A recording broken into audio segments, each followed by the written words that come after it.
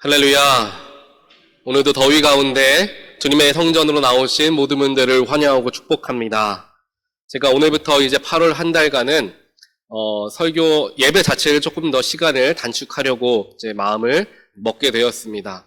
그래서 최대한 50분 안에 모든 것을 끝내려고 제가 하고 있고요. 어제 몇몇 성도님들과 이 이야기를 나누었더니 아주 박수를 치시면서 더 예배가 은혜로워지겠군요 라고 이야기를 하시는 걸 보면서 예배를 이제 더 뭐라고 할까요? 더 집중하여서 짧게 예배를 드리는 걸로 우리가 하도록 하겠습니다. 예배 시간 짧아지더라도 예배를 드리는 우리의 마음과 영혼의 깊이는 더욱 깊어지는 그러한 오늘 주일 예배가 되기를 간절히 소원합니다.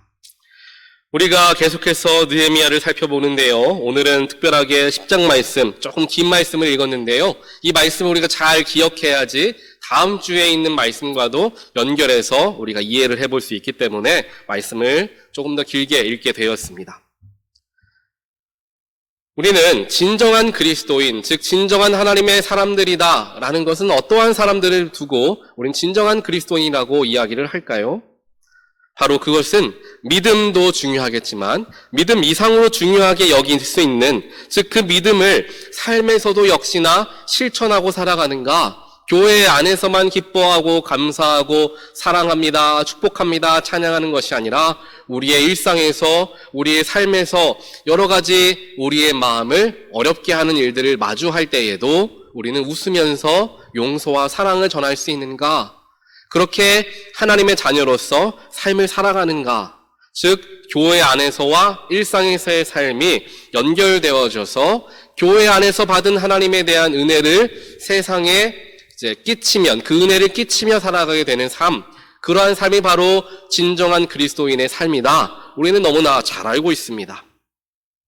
하지만 우리가 다들 잘 아시는 것과 같이 한국 교회의 장점이 될 수도 있고요, 또 단점이 될 수 있는 부분은 무엇이냐 하면, 한국 교회는 아무래도 교회 안에서 모이기에 굉장히 열심인 회중들이다라는 것을 우리는 다들 잘 알고 있습니다. 예배도 새벽 예배, 수요 예배, 금요 철야 예배, 주일 예배, 주일 오후 예배, 찬양 예배, 수많은 예배들을 드리고, 그것도 모자라서 부흥회도 드리고 여러 가지 특별 새벽 기도회 많은 순서들을 갖습니다. 그리고 예배뿐만 아니라 여러 가지 일들을 통하여서 사역도 하고요, 또 친교도 하고 수많은 시간들을 교회 안에서 우리는 보내게 됩니다. 그렇게 모이기에 힘쓰는 교회이긴 하지만 우리가 한번 성찰해 볼 부분들은, 우리 한국 교회가 세상에서 얼마나 세상에 영향을 미치며 살아가는가, 교회 안에서만 뿐만 아니라 세상에서도 우리는 그리스도인으로서의 삶을 잘 살아가고 있는가, 우리는 우리 스스로의 삶을, 또 우리 교회의 모습을 돌아보아야 한다라는 것입니다. 오늘 말씀에서 느헤미야와 또한 유다 백성들은 하나님의 말씀을 지난주에 우리가 함께 보았던 것처럼 마음으로써 모든 말씀들을 받고 또 실천하는 일들까지 하게 되었습니다. 말씀을 삶에 적용하는 일들을 하면서 그들이 앞으로도 하나님 말씀을 우리가 삶에 실천하며 살아가겠습니다 라고 작정하는 마음으로 오늘 말씀에서는 문서를 작성하고 거기에 리더들이 서명하는 일들을 기록하고 있습니다. 어떻게 해서든지 하나님이 허락하여 주신 그 말씀을 실천하며 살아가겠다라는 그런 몸부림이 담겨져 있는 그런 모습을 보게 된다는 거죠. 우리가 함께 읽었던 마지막 부분이었던 38절 말씀을 보니까 언약을 하나님과 세우고 그것을 기록하게 되는 장면이 나오고 있습니다. 즉 하나님과 유다 백성들 공동체 간의 공식적인 약속을 직접 기록하였고요. 그것을 기록함을 통하여서 이걸 우리가 반드시 지키겠습니다 라는 강력한 구속력을 가진 문서를 작성하게 되었다라는 것입니다. 그래서 그 언약을, 하나님과의 언약을 그냥 마음에만 새긴 것이 아니라 직접 글로 적게 되었다라는 거죠. 글로 적는다라는 것은 훨씬 더 효과적인 방법으로서 우리에게 다가오게 됩니다. 성경을 통독하는 것도 있지만 성경을 필사하시는 분도 계시죠. 평생에 걸쳐서 성경을 한 번 필사하시거나 또 여러 번에 걸쳐서 필사하시는 분들의 간증들을 들어보면 글을 쓰면서 나에게 다가오는 놀라운 하나님을 만나게 되었다라는 것을 간증을 하시죠. 이렇게 글을 쓰면서 우리가 또 성경 통독하시는 분들은 감사 제목도 쓰시고 기도 제목도 쓰시면서 직접 성경 구절도 써보시면서 말씀을 다시 한번 꾹꾹 눌러서 마음에 새겨보는 시간들을 갖게 됩니다. 그렇게 함을 통하여서, 즉 하나님과의 약속의 말씀을 내가 직접 글로 씀을 통하여서 내 마음에 더욱 깊이 새기겠다라는 결단함이 그 속에 담겨져 있습니다. 그리고 그와 더불어서 그 공동체 안에 리더십들부터, 즉 최고 리더십들부터 먼저 하나님과의 세운 언약을 지키기 위해서 솔선수범하였는데, 그게 바로 어찌 보면 리더의 가장 큰 자질이 될 수 있다는 것을 우리는 기억할 수 있습니다. 다른 사람들이 말씀을 지키지 못한다 하더라도 나만큼은 하나님 말씀을 지켜야지, 나만큼은 예배의 자리를 사모하고 지켜야지, 나만큼은 더욱 열심히 기도하고 중보해야지, 그것이 바로 하나님께서 세우시는 리더의 자질이 되어진다라는 것입니다. 그래서 오늘 말씀에서 보니까 유다 백성들의 지도자들이 먼저 하나님과의 언약의 글 아래에다가 자신의 이름을 서명을 하는 장면이 나옵니다. 그리고 나서 이제 온 백성들도 마찬가지로 하나님과의 언약을 지키겠습니다 라고 맹세를 하게 되죠. 우리의 교회에서도 마찬가지입니다. 우리 모두는 이 하나님의 공동체인 온타리오 교회의 교인이 되시면서 다들 서약을 하시면서 교인이 되셨습니다. 세례를 받으실 때 우리는 서약을 하게 되죠. 직분을 받을 때에도 함께 서약을 하고 선서를 합니다. 또 부장으로 세워질 때에도 서약을 하고 선서를 하게 되죠. 이렇게 하나님 앞에 서약한다라는 것은 우리가 하나님 앞에 서는 것이 이렇게 꼭 서약을 해야만 가능한 것인가 라는 것은 아니지만, 서약함을 통하여서 내 마음을 더 쏟아서, 그래 내가 하나님 앞에서 교회 교인들 앞에서 서약한 이 서약의 내용을 충실히 지키는 사람으로 살아가야 되겠다라는 결단이 담긴 고백이 되어진다라는 거예요. 그래서 우리가 이제 앞으로 임직식을 하고 부장을 세우는 일들을 하게 되었을 때, 특별하게 임직을 새로 하시는 분들뿐만 아니라 이미 임직을 하셔서 직분을 가지신 분들도 동일하게 서약을 다시 한번 갱신하는 시간을 가지려고 합니다. 그만큼 그를 통하여서 하나님께 우리의 마음을 드리게 되는 거죠. 이렇게 언약을 하고 글을 쓰고 서명을 한 유대인들은 이제 이 언약을 어기게 되었을 때에는 우리가 하나님께 벌을 받아도 좋습니다. 정말 도망칠 길이 없게끔 하나님께 어찌 보면 서원으로 기도하는 거죠. 우리가 이 언약을 어기면 하나님께서 우리에게 벌을 내리셔도 달게 받겠습니다 라고 이야기를 합니다. 이게 바로 우리가 말하는 배수의 진을 쳤다라고 이야기하죠. 어떻게 해서든지 나를 벼랑 끝으로 몰아넣고 하나님 말씀 지키지 않으면 정말 벼랑 끝으로 떨어질 것 같은 심정으로 하나님의 말씀을 대하는 그 간절함이 유대 백성들에게 있었던 것입니다. 하나님의 말씀을 지키고 하나님 앞에 서약한 모든 것들을 지키려고 마음을 더욱더 쓰고, 정말 이것을 어기면 내가 하나님 앞에 부끄러워 설 수 없다라는 그러한 마음들이 우리 모두에게 있게 되기를 간절히 소원합니다. 하나님의 백성이 되는 것, 하나님께서 허락하신 교회를 교인으로서 섬기게 되는 것, 직분자로 직분과 사명을 감당하는 것, 부장으로서 맡겨진 부서를 감당하는 그 모든 것은 하나님과 나와의 세워진 언약 아래에 이루어지고 있는 것을 우리가 반드시 기억하고, 우리가 하나님 앞에서 맡겨진 일들은 정말 이것만큼은 내가 꼭 지켜야 하는 것이다라는 그런 간절함을 가지고 모든 일에, 모든 사역에 임하게 될 때 우리의 삶을 하나님께서 귀하게 받아주시고, 또한 그러한 자들이 모여있는 교회가 될 때 그 교회가 하나님께 놀랍게 쓰임받는 교회가 되어질 줄 믿습니다. 그러한 교회가 바로 우리 온타리오 교회, 그러한 교인이 바로 우리 온타리오 교인 모든 분들 되시기를 주님의 이름으로 간절히 축원드립니다. 계속해서 보시면요, 이제 언약을 어기면은 저주를 받아도 좋다라고 이야기했는데 어떠한 언약을 세웠는지 우리가 살펴보아야 되겠죠. 오늘 말씀 30절을 보니까 우리가 이방인들과 결혼하지 않겠다라고 하나님과 언약을 맺습니다. 이전까지는 이방 사람들과 결혼을 굉장히 많이 해왔기 때문에 이방의 신들이 자연스럽게 유다 백성들에게 들어오게 됐어요. 신명기 7장 말씀에 이렇게 기록이 되어 있는데요. 그들이 너희 자녀들을 유혹하여 그로 하여금 여호와를 떠나 다른 신을 섬기게 할 것이기 때문이다. 그러니까 이방인과 결혼하지 말아라. 신명기에서 하나님이 말씀하십니다. 하지만 세월이 지나고 시대가 지나감에 따라서 사람들 간에 문제가 생기는데 바로 이방 사람들과 결혼하기 시작하게 되죠. 우리가 다음 주부터 성경 통독하시는 분들은 이제 사사기에 들어가시게 되는데, 사사기의 첫 번째 1장에서 무엇을 이야기하느냐? 하나님께서 분명하게 출애굽을 하셔서 광야를 지나게 하시고 가나안 땅의 모든 나라들을 정복하게 하나님이 도와주시면서 그들 이방 민족들을 다 내보내라라고 말씀하셨는데, 그 말씀을 지키지 않고 이방인들을 그대로 그곳에 머무르게 하며 살게 했던 지파들이 여러 지파들이 있었습니다. 그 지파들이 결국에 다른 이방 족속들과 함께 더불어 살기 시작하면서 결혼을 하기 시작했고요.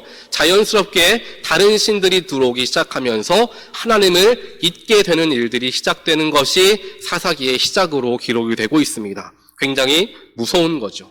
작은 것으로부터 큰 일까지 연결되어지게 되었던 것입니다. 그 다음에 우리가 북이스라엘이 멸망하게 된 이유도 다들 잘 알지 않습니까? 결국에 바알신과 아세라를 믿었기 때문에, 이방신을 섬겼기 때문에, 또 북이스라엘 왕들이 타락하여서, 특별하게 우리가 잘 아는 아합 왕 같은 경우에는 이세벨이라는 이방 여인과 함께 결혼함을 통하여서 바알신을 섬기는 나라로 북이스라엘이 변질되고 말았던 것을 성경을 통해 보게 됩니다.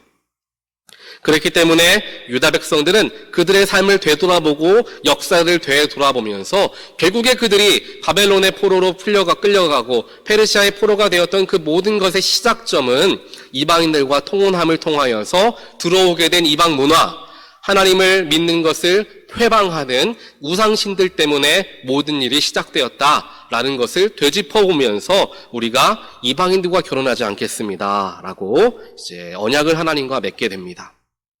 그게 첫 번째 언약이고요. 두 번째 언약은 안식일과 안식년을 반드시 준수하겠습니다 라고 이야기해요. 안식일을 지킨다라는 것은 하나님의 어찌 보면 주권을 인정하는 시간이 바로 안식일을 지키는 것입니다.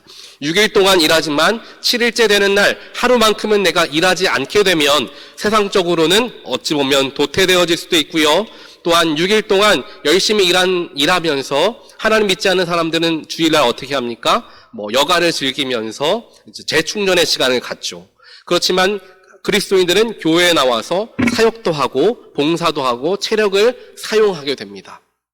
그것들 때문에 결국에 우리가 세상 사람들에 비하여서 재충전의 시간을 갖지 못하여서 주중의 일과들이 엉키게 될 수도 있다라는 단점들을 생각해 볼 수도 있지만, 그것을 감당하는 그리스도인들은 왜 주일을 지키느냐, 주일 성수를 왜 하느냐, 나의 삶의 시작, 한 주의 시작을 하나님과 함께함을 통하여서 나의 삶의 모든 것은 내 안위와 내 쉼을 통하여 얻어지게 되는 것이 아니라 하나님과 함께함을 통하여 얻어지게 된다라는 믿음의 고백이 바로 주일 안식일을 지키는 것에서부터 시작된다라는 믿음 때문에 오늘 이렇게 덥지만 여러분들이 이곳에 앉아 있는 줄 믿습니다.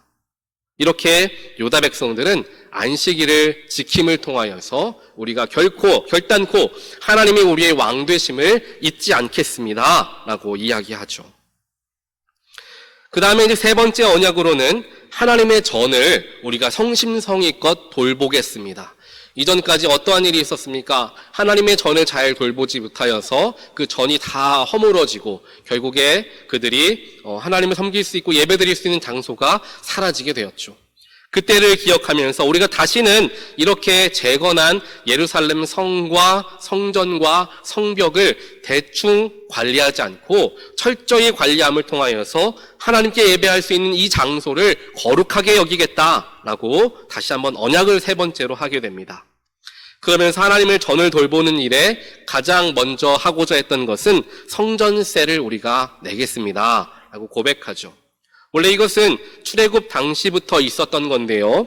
이제 생명에 대한 속죄값으로, 즉 출애굽하는 당시에 마다들을 다 하나님께서 치셨을 때 6월절에 하나님의 은혜로서 이스라엘 백성들의 마다들만큼은 죽지 않았죠. 그 생명에 속죄하는 값으로 매년 반세개씩을 하나님께 바쳤던 그러한 문화가 있었는데요. 이것이 세월을 흘러가면서 유명무실해졌죠. 그래서 다시금 우리가 이 성전세를 내기 시작하겠습니다. 하나님께 다짐하고요. 성전세를 드리면서 성전세는 철저하게 성전을 유지하고 관리하는 일들에 사용되어지고 성전을 돌보는 사람들을 위하여서 쓰이는 돈을 말하는 것이죠. 그렇게 성전세를 드림을 통하여서 유다 백성들은 어떠한 마음을 갖게 되느냐? 내가 교회에 헌금을 함을 통하여서 교회가 하나님 보시기에 거룩한 예배를 지속적으로 건강하게 드릴 수 있고, 또한 교회와 예배를 섬기는 자들을 통하여서 예배가 원활하게 진행되어질 수 있다는 것을 성전세를 드림을 통하여 내가 이 교회 안에 소속되어지는 것을 다시 한번 느끼게 된다는 거죠. 유다 백성들이 성전세를 냄을 통하여서 성전을 향한 사랑하는 마음을, 애착심을 더 갖게 될 수가 있었던 것입니다. 그렇게 하나님께 기쁨으로 성전세를 드렸고요. 또한 성전세뿐만 아니라 해마다 번제단이 꺼지지 않게끔 이제 불을 지펴야 하는데, 그 불을 지피기 위한 목재들을 이제 우리가 하나님께 드리겠습니다라고 이제 이야기합니다. 번제단은 항상 꺼지지 않아야 하는 것을 의미합니다. 꺼지지 않는 것, 즉 번제를 드리는 것, 하나님께 예배하는 것이 멈추어지지 않을 수 있도록 그 번제단은 항상 타고 있었던 것이죠. 우리 교회에서도 마찬가지입니다. 지금은 그 당시와 같이 우리가 번제를 드리지는 않지만 오늘날에 번제단을 계속해서 불태울 수 있는 이 나무와 같은 역할을 하는 것은 우리 교회의 기도이고요, 찬양이고 시간이며 헌신이고, 또한 우리가 하나님께 올려드리는 헌물들이 되어지는 것입니다.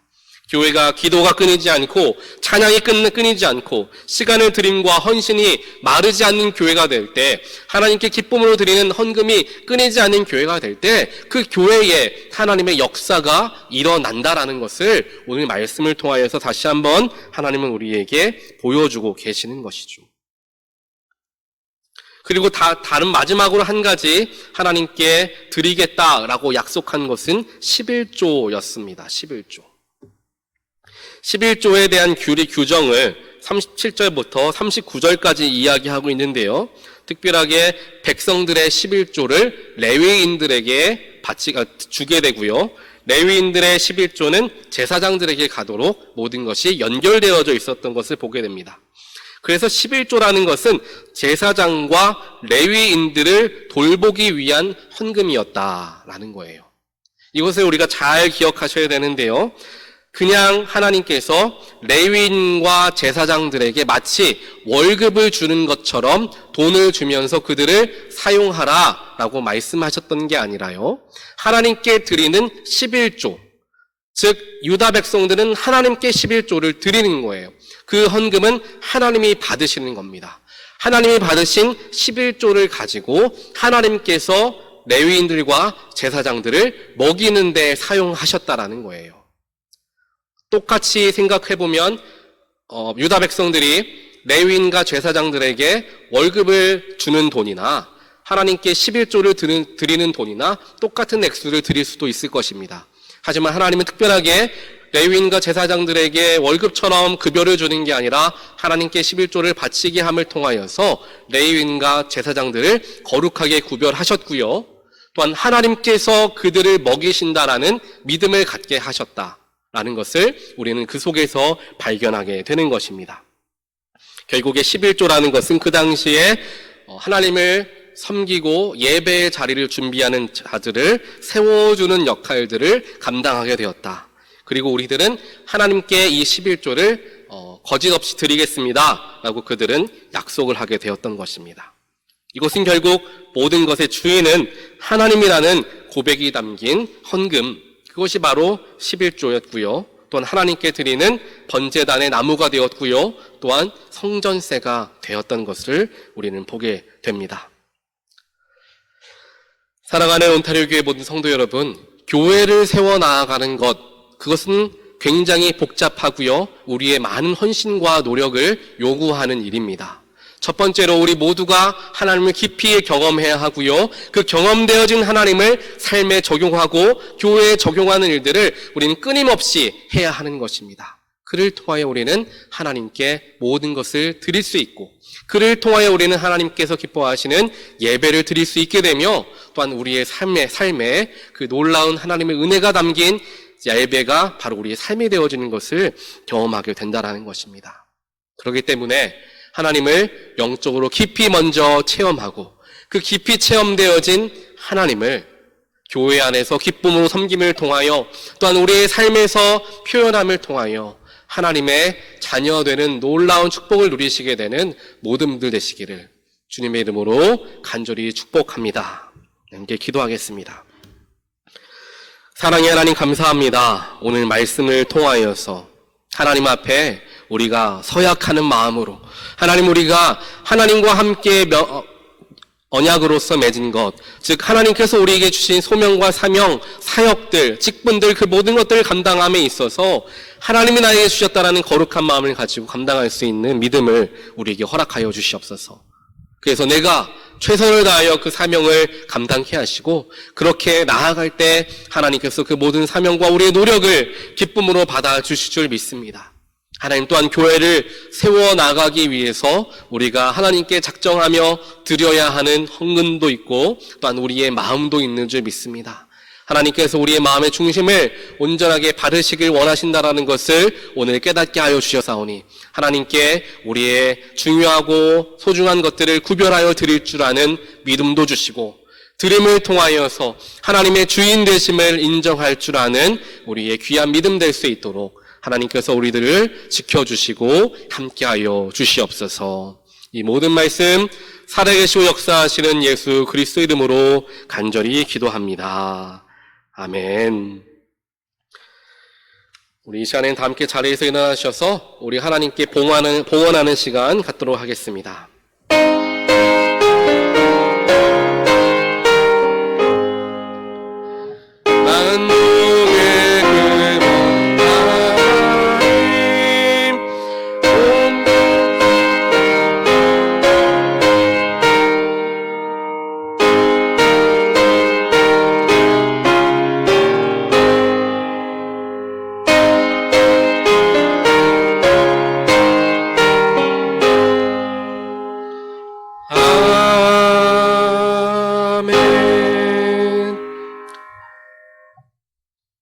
사랑의 하나님, 감사합니다. 오늘 저희들을 주님의 보좌로 불러 모아주시고 하나님께 마음을 다하여서 예배할 수 있도록 축복하여 주신 하나님의 은혜에 감사합니다.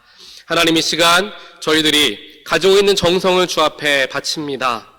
이 헌금 속에 담겨져 있는 우리의 눈물과 기도를 주님께서 하시오니 우리의 기도를 들으시고 하나님 응답하여 주시옵소서. 하나님의 살아계심을 저희들 체험하게 하시고 우리의 삶에 긴밀하게 역사하시고 개입하시는 하나님의 손길을 저희들 발견케 하여 주시옵소서. 그래서 우리의 믿음과 우리의 삶이 하나님의 주인 되심과 하나님의 살아계심과 하나님의 인도하심을 경험하고 고백하는 삶이 되어지게 하시고 우리의 믿음이 그로 말미암아 더욱 깊어지게 하여 주시옵소서.